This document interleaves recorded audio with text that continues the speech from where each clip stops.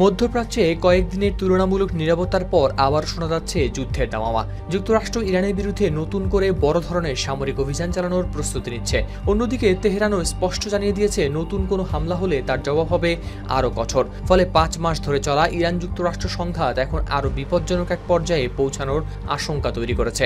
সংবাদ মাধ্যম সিএনএনের বরাতে মার্কিন কর্মকর্তারা জানান, যুক্তরাষ্ট্রের সেন্ট্রাল কমান্ড বা সেনকম 2 সপ্তাহব্যাপী একটি সম্ভাব্য অভিযানের পরিকল্পনা তৈরি করেছে। এই পরিকল্পনায় ইরানের ক্ষেপণাস্ত্রের মজুদ, পারমাণবিক স্থাপনা ও সামরিক সক্ষমতার পাশাপাশি কিছু জ্বালানি অবকাঠামোকেও লক্ষ্যবস্তু করার বিষয়ে রয়েছে। তেহরানের দক্ষিণে অবস্থিত পারমাণবিক স্থাপনাগুলোর উপরও হামলার প্রস্তুতির কথা বলা হয়েছে। তবে কর্মকর্তারা এটিও জানিয়েছেন, পরিস্থিতি বদলালে এই পরিকল্পনা পরিবর্তন বা বাতিল হতে পারে। বার্তা সংস্থা রয়টার্সের প্রতিবেদনেও প্রকাশ পেয়েছে এই তথ্য। স্যান্ডেলিনা সো, রূপচর্চায় আভিজাত্য। এই ইঙ্গিতের আগেই প্রেসিডেন্ট ডোনাল্ড ট্রাম্প মন্ত্রিসভার বৈঠকে বলেছিলেন, কূটনৈতিক পথ ব্যর্থ হলে যুক্তরাষ্ট্র ইরানের উপর এমন আঘাত হানবে যাতে তেহরান আর যুদ্ধ চালিয়ে যেতে না পারে। হোয়াইট হাউসে জানায়, ইরান যদি ওয়াশিংটনের কাছে গ্রহণযোগ্য কোনো কূটনৈতিক প্রক্রিয়ায় না ফেরে তাহলে এর মূল্য দিতে হবে। বর্তমান উত্তেজনার পেছনে রয়েছে সাম্প্রতিক কয়েকটি হামলা।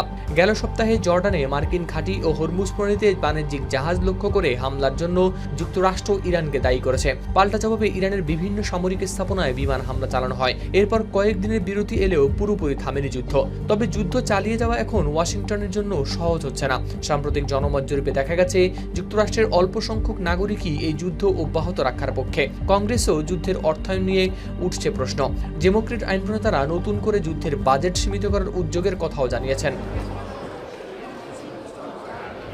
এর সঙ্গে যুক্ত হয়েছে আরেকটি বড় উদ্বেগ। বিভিন্ন মার্কিন গবেষণা প্রতিষ্ঠানের তথ্য অনুযায়ী যুদ্ধের কারণে যুক্তরাষ্ট্রের আকাশ প্রতিরক্ষায় ব্যবহৃত প্যাট্রিয়ট ও থার্ড ক্ষেপণাস্ত্রের মজুদ উল্লেখযোগ্যভাবে কমে এসেছে। বিশ্লেষকদের ধারণা, বর্তমান গতিতে অভিযান চলতে থাকলে এই ঘাটতি পূরণ করতে কয়েক বছর সময় লাগতে পারে। ফলে মধ্যপ্রাচ্যে থাকা মার্কিন ঘাঁটিগুলোর নিরাপত্তা নিয়েও তৈরি হয়েছে নতুন প্রশ্ন।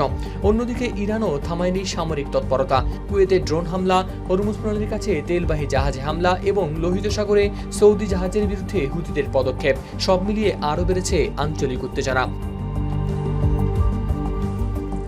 হাওলাদার শামীম, RTV।